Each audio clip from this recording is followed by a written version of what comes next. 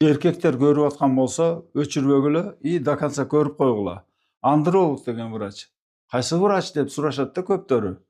Бул деген эркектердин врачы. Мисалы эми жөнөкөй кылып айтканда аялдар гинекологко барат го. Эркектер деген андрологко келиш керек. Андролог бул 5 специалистти билген киши андролог болуп иштейт.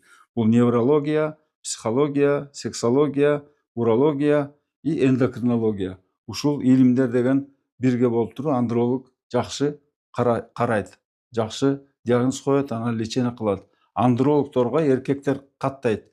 Качан учурларда выделение болгондо, жумурткалар тартышып ооруганда, бат-бат тийгенде, түндөсү туруп саара ушатканда, анан потенциясы бошоп кеткенде, төшөк маселелери бузулуп кеткенде, тукумсуздуу болгондо и башка учурларда келишет андролог турулду. Мен андролог Роман Ибрагимович Дадажановмун.